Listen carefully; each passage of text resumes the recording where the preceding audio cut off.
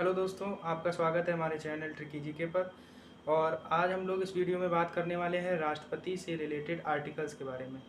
तो ये पॉलिटी का एक महत्वपूर्ण चैप्टर है जिससे क्वेश्चन हर एग्ज़ाम में पूछ लिए जाते हैं और स्टूडेंट्स को दिक्कत भी होती है। तो इस वीडियो में हम लोग आर्टिकल्स के बारे में जानेंगे, किस आर्टिकल में क्या लिखा हुआ है, राष्ट्रपति की क्या योग्यताएँ हैं, राष्ट्रपति को शपथ कौन दिलाता है। इस तरह के प्रश्नों को सॉल्व करने के लिए ये वीडियो आपको बहुत हेल्पफुल होगी। चलिए दोस्तों, शुरू करते हैं। तो राष्ट्रपति, जैसा कि आप देख सकते हैं, राष्ट्रपति संघीय कार्यपालिका का प्रमुख होता है। तो संघ सरकार का प्रमुख कौन होता है? राष्ट्रपति होता है। लेकिन वास्तविक शक्तियाँ संघीय सरकार की प्रधानमंत्री के पास होती हैं। ठीक है, तो वास्तविक प्रमुख राष्ट्रपति को नहीं मानेंगे, प्रधानमंत्री को संघीय सरकार का वास्तविक प्रमुख मानेंगे। ठीक है, अब बात करते हैं 52 आर्टिकल। तो 52 आर्टिकल में राष्ट्रपति के पद का उल्लेख है। राष्ट्रपति के पद का उल्लेख 52 आर्टिकल में है। फिर उसके बाद 53 आर्टिकल में जो राष्ट्रपति है वो कार्यपालिका का प्रमुख होगा, संघीय कार्यपालिका का प्रमुख होगा।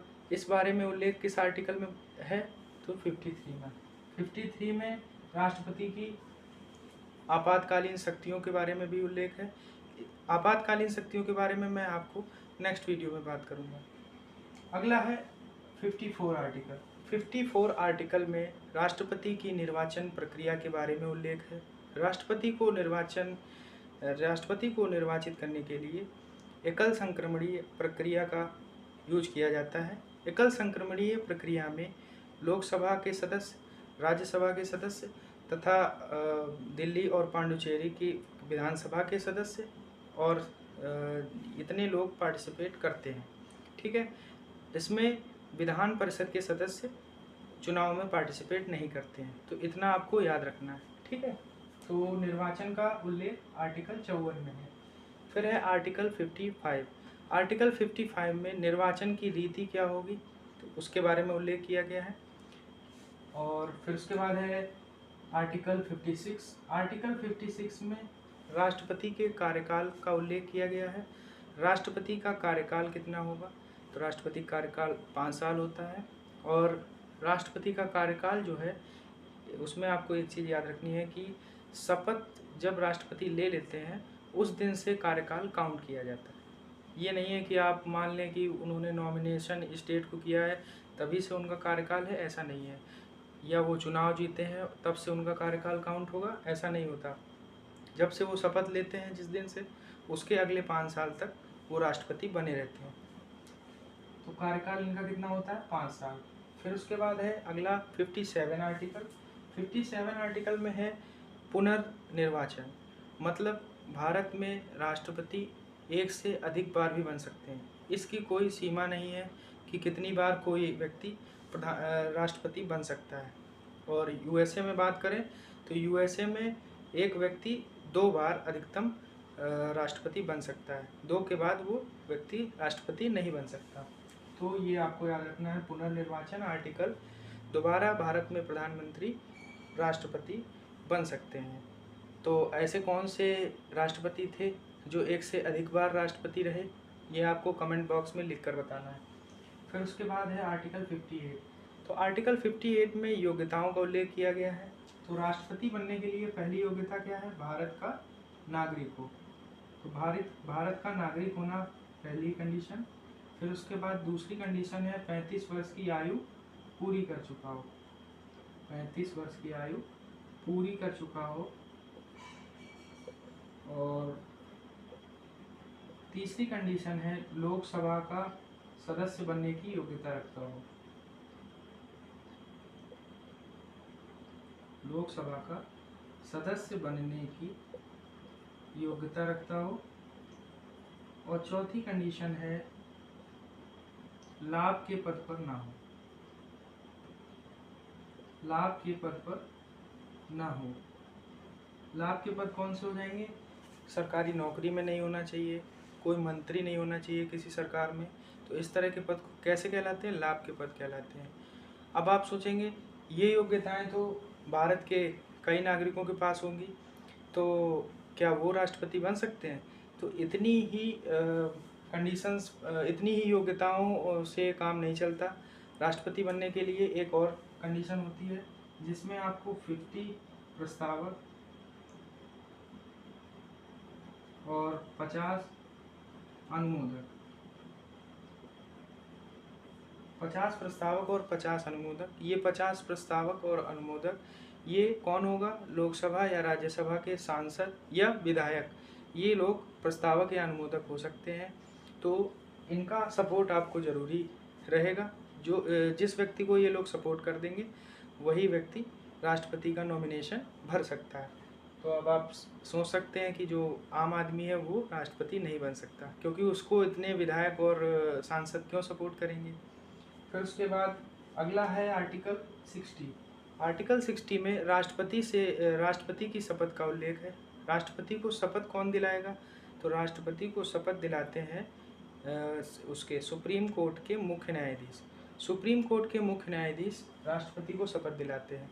अगर वो नहीं है तो उनकी जगह पर सुप्रीम कोर्ट के जो वरिष्ठतम जज हैं वो शपथ दिलाएंगे राष्ट्रपति को। तो इसके बारे में यहाँ उल्लेख है आर्टिकल 60 में। फिर उसके बाद है आर्टिकल 61। आर्टिकल 61 में राष्ट्रपति पर महाभियोग का प्रस्ताव के बारे में उल्लेख है। जब राष्ट्रपति संविधान के नियमों का उल्लंघन करते हैं तो उन पर महाभियोग का प्रस्ताव किसी भी सदन में लाया जा सकता है, चाहे राज्यसभा हो चाहे लोकसभा हो। किसी भी सदन में उनके लिए महाभियोग प्रस्ताव लाया जा सकता है अगर वो नियमों का उल्लंघन करते हैं।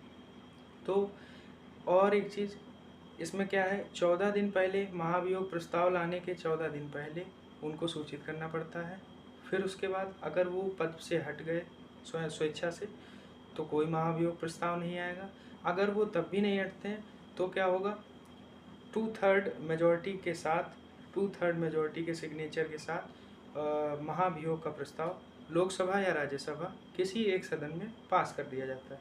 अगर सपोज करिए राज्यसभा में वो पास कर दिया गया तो उसको आगे लोकसभा में भेजा जाता है।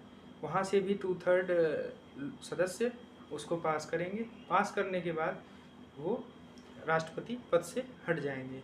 तो ये आर्टिकल बहुत इंपॉर्टेंट है महाभियोग वाला। ये अक्सर एग्जाम में पूछ लिया जाता है कि राष्ट्रपति पर महाभियोग का प्रस्ताव लाने की प्रक्रिया का उल्लेख किस अनुच्छेद में है। तो आपको याद रखना है 61 में। ठीक है। अच्छा, इन सारे आर्टिकल्स को याद करने की ट्रिक भी है। मैंने शुरू में ट्रिक इसलिए नहीं बताई कि आप लोग ट्रिक पर ही डिपेंड हो जाते, पूरा वीडियो नहीं देखते, समझते नहीं। अब आप क्या करेंगे, जो मैं ट्रिक बताऊंगा उसके माध्यम से आराम से इसको याद रख सकते हैं। तो इसकी ट्रिक क्या है, यहाँ पे लिखी हुई है, आप देख एक बार पढ़िए। पकानी कोका दुयो दसम। मैं इसका मतलब भी आपको बता देता हूँ कैसे आपको फाइंड आउट करना है कि किस आर्टिकल में क्या लिखा हुआ है। तो पहला है जैसे पा से हो जाएगा कि राष्ट्रपति के पद का उल्लेख, आर्टिकल 52 में है। फिर उसके बाद अगला है का मतलब है कार्यपालिका का प्रमुख और उसकी शक्तियाँ। तो राष्ट्रपति कार्यपालिका का प्रमुख होता है और उसकी शक्तियों का उल्लेख आर्टिकल 53 में है। फिर उसके बाद है अगला नी का मतलब है निर्वाचन। तो राष्ट्रपति के निर्वाचन के बारे में कि उसमें कौन, निर्वाचक मंडल में कौन कौन पार्टिसिपेट करेगा, इस बात का उल्लेख 54 में है। फिर 55 में क्या है, 55 में निर्वाचन की रीति के बारे में उल्लेख है, कैसे उसका निर्वाचन होगा, कितने % वोट्स रिक्वायर होंगे एक कैंडिडेट को जीतने के लिए। फिर अगला है 56 आर्टिकल में राष्ट्रपति के कार्यकाल के बारे में उल्लेख है। का से आपका हो जाएगा कार्यकाल। फिर दो से हो जाएगा आपका दोबारा। यहाँ पर मैंने पुनर्निर्वाचन लिखा है, लेकिन आपको ये याद रखना है दो का मतलब दोबारा। तो दोबारा राष्ट्रपति बनने का उल्लेख 57 में लिखा हुआ है। फिर उसके बाद है यो से हो जाएगा योग्यता, ये आपका आर्टिकल 58 में लिखा हुआ है। फिर 10 से हो जाएगा शपथ, तो शपथ आर्टिकल 60 में हो जाएगा। फिर है माँ से हो जाएगा महाभियोग, तो महाभियोग का उल्लेख आर्टिकल 61 में है। तो इतना आपको याद रखना है। एक बार ट्रिक को और एक बार दोहरा लीजिए, पकानी कोका दुयो दसम।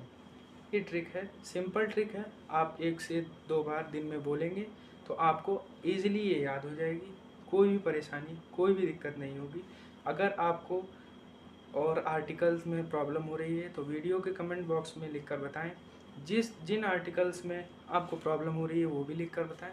मैं उसका एक सेपरेट वीडियो लाऊंगा और ट्रिक के माध्यम से आपको चीज़ें अनलॉक हो जाएंगी आपके माइंड में और एग्ज़ाम में आपका कोई परेशानी नहीं होगी। धन्यवाद। हमारे चैनल से जुड़े रहें और चैनल को सब्सक्राइब करना ना भूलें। धन्यवाद।